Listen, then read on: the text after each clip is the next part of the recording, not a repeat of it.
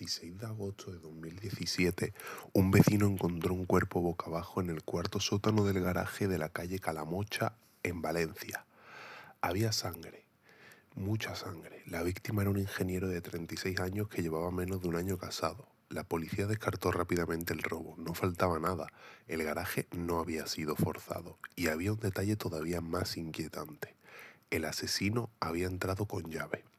Horas después, los investigadores descubrirían algo aún peor. La persona que había organizado el crimen había dormido con la víctima apenas unas horas antes. Lo que vino después se convertiría en uno de los casos más mediáticos y perturbadores de la crónica negra española reciente. Una historia de manipulación, mentiras, dobles vidas y un asesinato cuidadosamente planificado.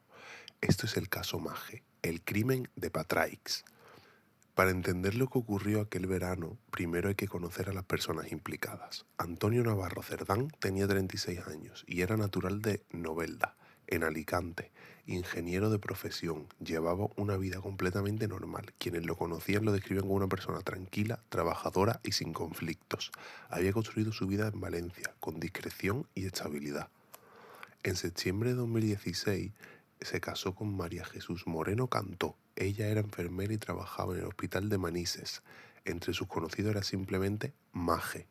Aparentemente era una pareja joven con una vida normal por delante, pero esa normalidad era en gran parte una fachada. Lo que Antonio no sabía y prácticamente nadie sabía era que Maje mantenía varias relaciones sentimentales al mismo tiempo. Algunos de esos hombres desconocían incluso la existencia del marido. Uno de ellos era Salvador Rodrigo La Piedra. Maje y Salvador se conocieron trabajando en el hospital de Manises. Él era auxiliar sanitario, estaba casado y le sacaba casi 20 años, pero terminó profundamente enganchado emocionalmente a ella. Y Maje empezó a construir una historia. Le decía que Antonio era controlador, que sufría, que vivía atrapada en un matrimonio infeliz. Según consideró probada la investigación y posteriormente el tribunal, aquellas acusaciones de malos tratos nunca pudieron acreditarse. Pero Salvador sí las creyó, y eso acabaría teniendo consecuencias devastadoras. Porque Salvador no era el único amante de Maje, ni siquiera el segundo, pero sí sería el único dispuesto a matar por ella. La noche del 15 de agosto de 2017, vísperas de festivo, Antonio y Maje estaban en casa juntos. Ella le dijo que tenía que cubrir un turno de noche en el hospital. Era mentira, pero aquella mentira tenía un objetivo muy concreto. Si Maje no estaba en casa a la mañana siguiente, Antonio tendría que coger su coche para ir a trabajar. Y para coger el coche tendría que bajar al garaje, cuarto sótano, calle Calamocho, número 14. Un lugar sin cámaras y con muy poca visibilidad. Maje salió de la casa aparentando normalidad, pero no fue al hospital. Pasó la noche con otro hombre. Mientras tanto, Salvador Rodrigo La Piedra accedió al garaje utilizando unas llaves que, según concluyeron los investigadores y consideró probado el jurado, solo podían haber sido facilitadas por Maje. Entonces esperó.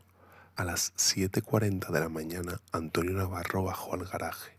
Fue el último trayecto de su vida. Salvador se abalanzó sobre él por sorpresa y le asestó varias puñaladas en el tórax y el abdomen con un cuchillo de cocina comprado días antes.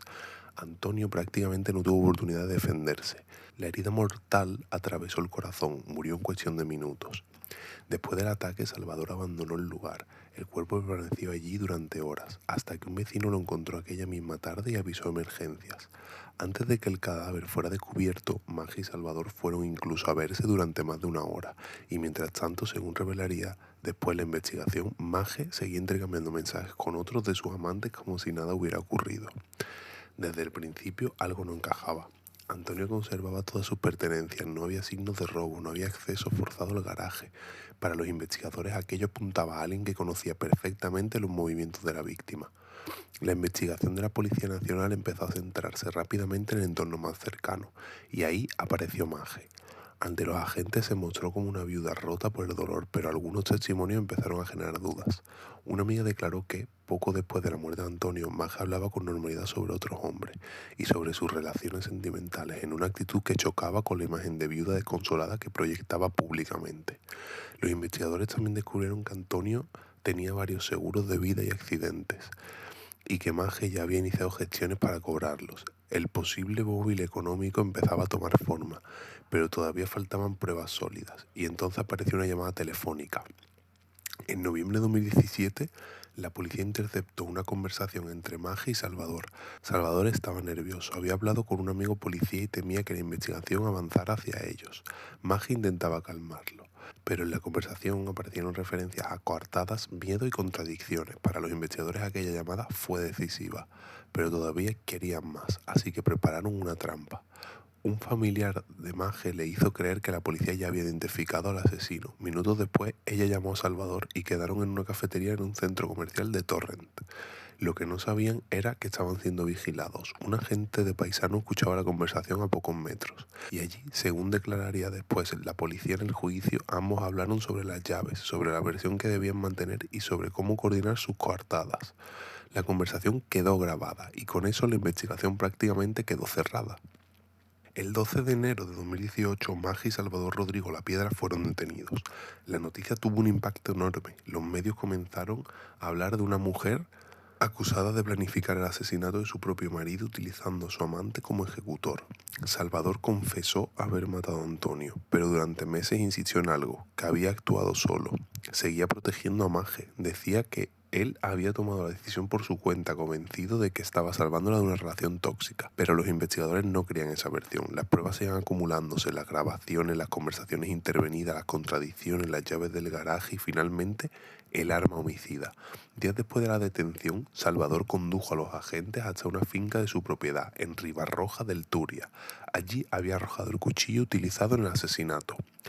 La recuperación del arma reforzó todavía más la acusación y aún así Salvador continuó intentando proteger a Maje durante casi 3 años. Y entonces ocurrió algo inesperado.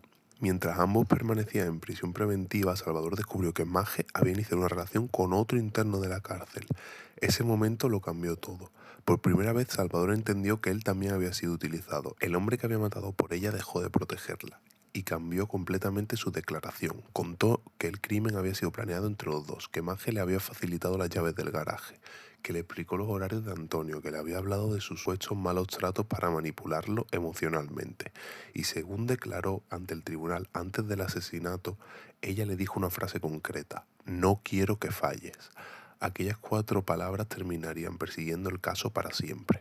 El juicio se celebró en octubre de 2020 en la Audiencia Provincial de Valencia ante un jurado popular. El caso llegaba rodeado de una enorme atención mediática. Durante las sesiones declararon policías, peritos, familiares y numerosos testigos. El jurado escuchó grabaciones telefónicas, conversaciones intervenidas y el relato detallado de los investigadores que habían seguido a Maje y Salvador durante meses. Uno de los inspectores explicó cómo presenció personalmente la reunión en la cafetería de Torrent, donde ambos hablaban sobre sus coartadas. La acusación sostenía que el asesinato había sido planificado cuidadosamente por ambos.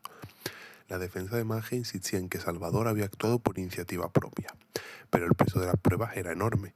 Las grabaciones, las llaves, las mentiras, las cartas interceptadas, el arma y finalmente la declaración del propio asesino. El jurado consideró probado que Maje había sido la autora intelectual del crimen. El 30 de octubre de 2020 el jurado emitió su veredicto: culpables. Semanas después llegó la sentencia. María Jesús Moreno Cantó fue condenada a 22 años de prisión por asesinato con alevosía y agravante de parentesco. Salvador Rodrigo La Piedra fue condenado a 17 años, con una atenuante por colaboración al facilitar el hallazgo del arma. Ambos fueron condenados también a indemnizar a la familia de Antonio Navarro Cerdán. Las condenas serían posteriormente confirmadas por el Tribunal Superior de Justicia de la Comunidad Valenciana. El caso siguió generando enorme repercusión mediática durante años. Programas de televisión, documentales y finalmente una adaptación cinematográfica volvieron a poner el crimen de Patraix en el centro de la conversación pública. Pero detrás del fenómeno mediático seguía existiendo una víctima real: Antonio Navarro Cerdán. Un hombre de 36 años que llevaba menos de un año casado y que murió sin imaginar que la persona con la que compartiría su vida había participado, según consideró, probada la justicia, en el plan de asesinarlo. ¿Qué hace que este caso siga generando tanta fascinación años después? Quizá el hecho de que no hubo improvisación, no hubo una discusión fuera de control y un arrebato violento. Hubo planificación, hubo una mentira construida durante meses, una coartada, unas llaves entregadas deliberadamente y una persona esperando en silencio en un garaje. Pero también hubo otra cosa: La capacidad de manipular emocionalmente a varias personas al mismo tiempo, de mantener dobles vidas, de construir versiones distintas de una misma realidad, dependiendo de quién estuviera escuchando. Y al final, lo que terminó rompiendo el caso no fue una cámara de seguridad ni una prueba forense imposible, fue una conversación y la traición de alguien que creyó que el amor justificaba cualquier cosa, hasta descubrir demasiado tarde que él también había sido una pieza más. Porque quizá eso sea lo más inquietante de toda esta historia, que Antonio nunca pensó que corría peligro y que el peligro estaba dentro de su propia vida. Descansa en paz, Antonio Navarro Cerdán. Si te interesan los casos reales contados con rigor y respeto, suscríbete y dale a la campanita. Y ahora quiero leerte qué caso debería traer en el próximo vídeo, así que comenta abajo en los comentarios. Nos vemos en el siguiente.